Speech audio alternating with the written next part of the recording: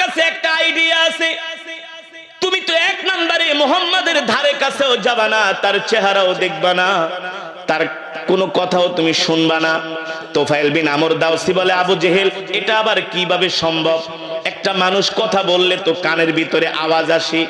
আবু জেহেল বলে, আমার কাছে একটা বুদ্ধি আছে, সেই বুদ্ধি হলো তুমি তোমার দুই কানের মধ্যে তুলা ঢুকায় দিবাও, তুমি তোমার কানের মধ্যে তুলা ঢুকায় দাও। তোফাইল বিন আমর দাউসি কয়, আমার কাছে তুলা নাই। আবু জেহেল বলে, আমি তুলা নিয়ে আসছি। কত বড় শয়তান, কে আমি তুলা নিয়ে আসছি, কষ্টিপ নিয়ে আসছি। কি করা যায়? বেচারা মুরব্বির সামনে নাও করতে পারে না। কতগুলো তুলো নিয়ে তোফাইল বিন আমর দাউসির দুই কানের মধ্যে ঢুকায় দিলেন, ঢুকায় দিয়া দুই কানের মধ্যে কষ্টিপ মেরে দিলেন। তোফাইল বিন আমর দাউসি মুখের উপরে বলতে পারে না, বেচারা পড়ে গেছে বিপদে।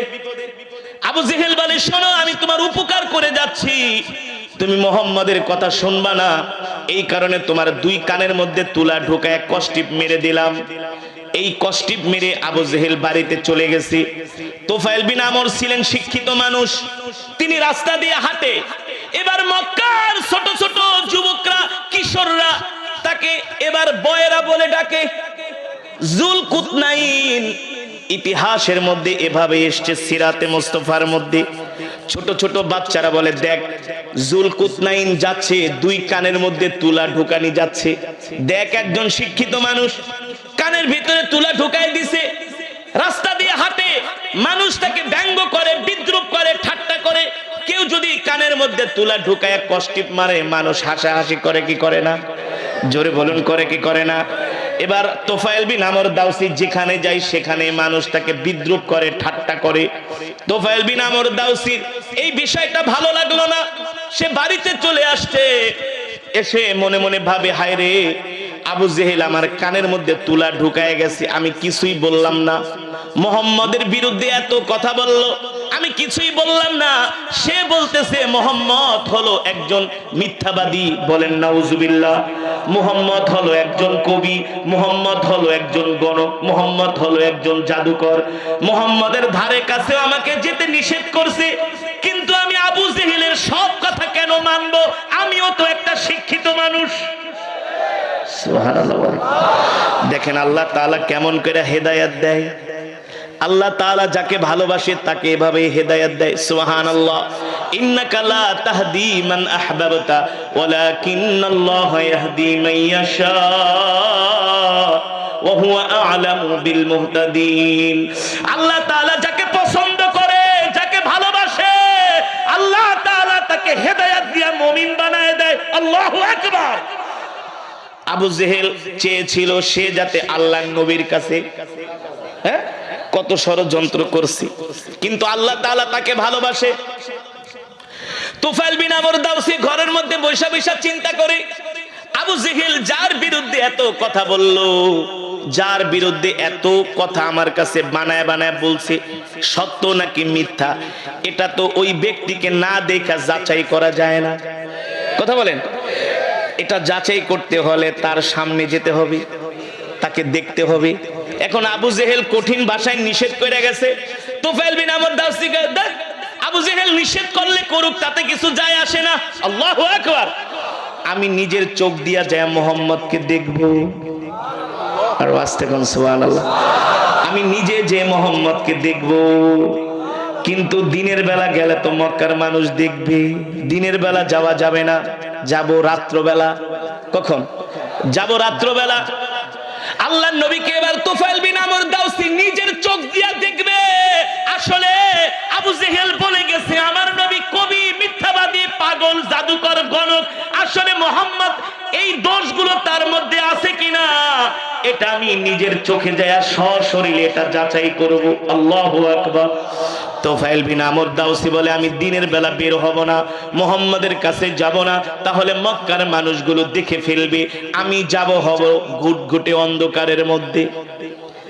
মাগরিবের সময় তো একটা অন্ধকার হয়, ঠিক না? তুফাইল বিন আমর দাউসি ঘুটঘুটে অন্ধকারের সময় বের হয়েছে আল্লাহর নবীকে দেখার জন্য। আল্লাহর নবী রাহমাতুল লিল আলামিন নামাজ আদায় করার জন্য বাইতুল্লাহ আসছে, কাবার চত্বরে আসছে। তোফায়েল বিন আমর দাউসি দূর থেকে দেখতেছে সুদর্শন একজন যুবক, তিনি দাঁড়িয়ে দাঁড়িয়ে নামাজ পড়তেছে। তোফায়েল বিন আমর দাউসি পিছন থেকে আল্লাহর নবীর হাত মোবারক দেখতেছে, এত সুন্দর কান দেখতেছে, এত সুন্দর চুলগুলো দেখতেছে, এত সুন্দর আল্লাহর নবীর পুরো শরীর মোবারক দেখতেছে, নূরে চমকাচ্ছে, ঝলমল করছে, তার হাতগুলো, তার কানগুলো, তার চুলগুলো। আল্লাহর নবী মাগরিবের নামাজের মধ্যে কোরআন তেলাওয়াত করতেছে। তোফায়েল বিন আমর দাউসি তো কানের মধ্যে তুলা ঢুকায়া রাখছে, কিন্তু শুনতে পারতেছে না। আল্লাহর নবীর চেহারা দেখে সে পাগল হয়ে গেছে। সুবহানাল্লাহ, এত সুন্দর একটা চেহারার মানুষ। যখন আল্লাহর নবী নামাজ পড়তেছে, তোফায়েল বিন আমর দাউসি পিছনে দাঁড়িয়ে দাঁড়িয়ে আল্লাহর নবীকে তিনি অবজারভেশন করছেন, প্রাণ ভরে দেখতেছেন। যখন আল্লাহর নবীর নামাজ শেষ হয়ে গেল, আল্লাহর নবী বাড়িতে আসবেন, যখন রাস্তায় বের হলেন, তোফায়েল বিন আমর দাউসি যে আল্লাহর নবীর সামনে দাঁড়ালেন। নবীজি তোফায়েল বিন আমর দাউসিকে দেখে একটা মুস্কি হাসি দিলেন। কি করলেন? মুস্কি হাসি দিলেন। তোফায়েল বিন আমর দাউসি বলে, এটা মানুষ নাকি আকাশের চাঁদ উঠছে?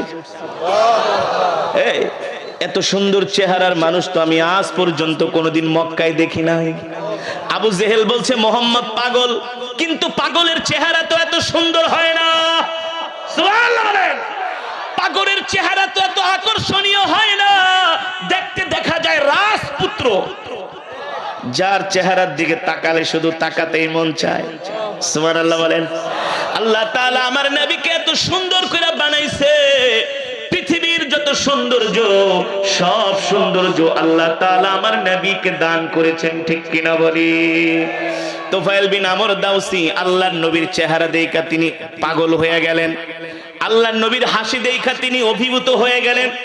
তোফায়েল বিন আমর দাউসি বলে, না না, মুহাম্মাদের সাথে যে কোনো মূল্যে আমাকে কথা বলতেই হবে।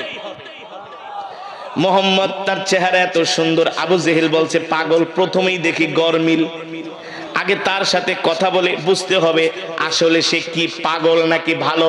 কোন মানুষের সাথে কথা না বললে তো বোঝা যায় না। আল্লাহর নবী বাড়ির দিকে যাচ্ছেন, তোফায়েল বিন আমর দাউসি তার পিছনে পিছনে যাচ্ছে। আল্লাহু আকবার। আল্লাহর নবী যখন তার হুজরা মোবারকে ঢুকলেন, তোফায়েল বিন আমর দাউসি আল্লাহর নবীর ঘরের দরজার সামনে দাঁড়ানো। আল্লাহর নবী ডাকতেছে, আসো ভিতরে। কানে তো শোনে না, কানে তো তুলা লাগানো। কানে কি শোনে না, কানের মধ্যে তুলা লাগানো। আল্লাহর নবী তাকে হাত দিয়া ডাক দিছে, আসো ভিতরে। কানে শোনে না। এবার আল্লাহর নবী নিজে ঘর থেকে বের হয়ে তোফায়েল বিন আমর দাউসিকে হাত ধরে তার ঘরের ভিতরে নিয়ে বসিয়েছেন। সুবহানাল্লাহ।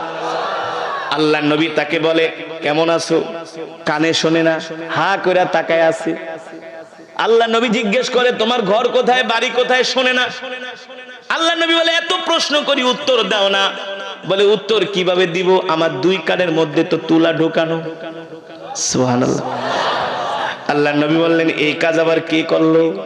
বলে, মুহাম্মদ শোনেন, মক্কার সবচেয়ে বড় শয়তান আবু জেহেল, সে আমার বাড়িতে গেছে, যা বলছে আপনি নাকি পাগল, আপনি নাকি জাদুকর, আপনি নাকি গণক, আপনি নাকি কবি, আপনি নাকি নিজেকে নবী দাবি করেন। আল্লাহর নবী মুস্কি হাসি দিয়ে বলে, যুবক, আবু জেহেল যে বলছে আমি পাগল, কিন্তু আমাকে দেখে তোমার কি মনে হয়? তোফায়েল বিন আমর দাউসি বলে, আল্লাহি রাব্বিল কাবা। কারণ কাফেররাও কিন্তু কাবাকে ভালোবাসতেন। জানেন, শুধু মুসলমানরা না, বাইতুল্লাহ কাবাকে আবু জেহেলরাও ভালোবাসতেন, আবু লাহাবরাও ভালোবাসতেন। মক্কার সব কাফেরেরা কাবাকে প্রাণ দিয়া ভালোবাসতেন। তারা জানতেন এই কাবা হলো আল্লাহর ঘর। কার ঘর? এই কাবা হলো আল্লাহর ঘর। তোফায়েল বিন আমর দাউসি বলে, কাবার কসম খেয়া বলি, কাবার কসম খেয়া বলি, আপনি পাগল হতে পারেন না। পাগলের চেহারা কোনোদিন এত সুন্দর হতে পারে না। আল্লাহু আকবার। আল্লাহর নবী তোফায়েল বিন আমর দাউসির সাথে কথা বলতেছে। তোফায়েল বিন আমর দাউসি বলে, ওগো মুহাম্মদ, আমি তো কানে কিছুই শুনি না। বলে, তাহলে বলো, কানে শোনো না, আমি তোমার তুলাগুলা বের করে দেই। কেন তুমি কানের মধ্যে তুলা ঢুকিয়েছো? তোফায়েল বিন আমর দাউসি বলে, তোফায়েল আমাকে বলেছে আমি যাতে আপনার চেহারাও না দেখি, আমি যাতে আপনার মুখের কথা শুনতে না পাই, জবানের কথা শুনতে না পাই, আপনার কণ্ঠের আওয়াজ যাতে আমার কানের মধ্যে না আসে, আপনি যে কোরআন পড়েন সেই কোরআনের তেলাওয়াত যাতে আমি শুনতে না পারি, এই কারণে সে আমার কানের মধ্যে তুলা ঢোকায় দিছে। এই কথা শুনে আল্লাহর নবী একটা মুস্কি হাসি দিয়েছেন। আল্লাহু আকবার। বলে তোমার মতো একটা শিক্ষিত মানুষ কানের ভিতরে তুলা ঢুকাইলা, আসো আমি তোমার কানে আমার কথা শুনে, আমার সাথে দেখা করে, আমার কোরআন তেলাওয়াত শুনে আমাকে দেখে তোমার কি মনে হয়? তুফাইল বিন আমর দাউসি বলে, মুহাম্মদ আমি আল্লাহর কসম কইরা বলি, কাবার কসম কইরা বলি, যারা আপনাকে পাগল বলেছে তারাই পাগল, আপনি পাগল না। জোরে বলেন আল্লাহু আকবার। আল্লাহ তাআলা সেই কথাই কোরআনুল কারীমের মধ্যে বলেছেন, মা আনতা বিনিআমাতি রাব্বিকা বিমাজনুন। নবী আপনাকে যারা পাগল বলে আসলে আপনি পাগল না, তারাই পাগল। বিআইকুমুল মাফতুন ফাসাতুবসিরু ওয়া ইউবসিরুন বিআইকুমুল মাফতুন। নবী আপনাকে যারা পাগল বলে দেখবেন কিছুদিন পরে আমি আল্লাহ তাদেরকে পাগল বানায়া রাস্তায় রাস্তায় ঘোরাবো, ঠিক কিনা বলি? তুফাইল বিন আমর দাউসি বলে, মুহাম্মদ আপনি পাগল না, পাগলের চেহারা কোনোদিন এত সুন্দর হতে পারে না, পাগল কোনোদিন এত সুন্দর করে কথা বলতে পারে না, পাগল কোনোদিন এত সুশিক্ষিতের মতো আচরণ করে না। আল্লাহ নবী বলে, তাহলে যুবক তুমি বলো আমি কি? বলে, আনতা নবিয়ুকা মুহাম্মদ সাল্লাল্লাহু আলাইহি ওয়াসাল্লাম। আমি সাক্ষী দিলাম আপনি আমারও নবী, সকলের নবী। আপনি কোনো পাগল না, জাদুকর না, আপনি কুল কায়নাতের নবী। আল্লাহু আকবার। কিভাবে বুঝলা যুবক? বলে, কেন বুঝবো না? আপনার কথা, আপনার অ্যাটিটিউড, আপনার ব্যবহার, আপনি যে কোরআন পড়েন এই কোরআন তেলাওয়াতের আওয়াজ শুই না আমি বুঝতে পেরেছি, কারণ আমি নিজেও একজন কবি। আমার বাবা কবি, দাদা কবি, 14 গোষ্ঠী কবি, কিন্তু আপনার কোরআন তেলাওয়াত শুনে মনে হয়েছে এটা কোনো কবির কাব্য নয়, এটা কোনো মানব রচিত কোনো কবিতা নয়, এটা হলো আল্লাহর জবানের কালাম। আল্লাহ নবী বলে, তাহলে যুবক আমি তোমাকে একটা প্রস্তাব দিব, তুমি আমার প্রস্তাব রাখবে কিনা? তুফাইল বিন আমর দাউসি বলে, আপনি কি প্রস্তাব দিবেন? আল্লাহ নবী বলেন, আমি চাই তুমি এখনই আমার হাতে হাত রেখে কালেমা পড়ে মুসলমান হয়ে যাও। জোরে বলেন আল্লাহু আকবার। তুফাইল বিন আমর দাউসি বলে, গো আল্লাহর নবী আপনি প্রস্তাব দিবেন, আমি ফিরায় দিব, এটা হতে হেদায়েতের মালিক। জোরে বলেন। কিছু মানুষ ঘরে বসেই আল্লাহর ওলি হইতে চায়, নামাজ না পড়ে আল্লাহর ওলি হতে চায়। আছে কি আছে না? নামাজ পড়ে না, এক ওয়াক্ত নিজেকে অনেক বড় ইমানদার দাবি করে। হ্যাঁ, যদি বলেন চলেন নামাজে যাই, বেটা তুই নামাজ পড়ে কি করছস? তোর চেয়ে আমার ঈমান শক্ত আছে। অথচ এক ওয়াক্ত নামাজও পড়ে না, কোরআনের মজমায় আসে না, ঘরের ভিতরে বসে থাকে। আরে হুজুররা এগুলা বলেই, জাহান্নামের ভয় দেখায়, কবরের ভয় দেখায়, এগুলা সত্য না। নাউজুবিল্লাহ বলে। এমন কিছু মানুষ আছে কি আছে না? আল্লাহ তাআলা বলে ওদের কপালে হেদায়েত। হেদায়েত পেতে হলে ঘর থেকে বের হতে হয়। এই পয়েন্ট থেকে বোঝার চেষ্টা করেন। তুফাইল বিন আমর আবু জেহেলের কথা শুনে যদি ঘরে বসে থাকতো, আল্লাহর নবীর কাছে না আসতো, সে কালেমা পড়ে মুসলমান হতে পারতো না। তার ইচ্ছা ছিল আসলে মোহাম্মদ কেমন এটা জানা।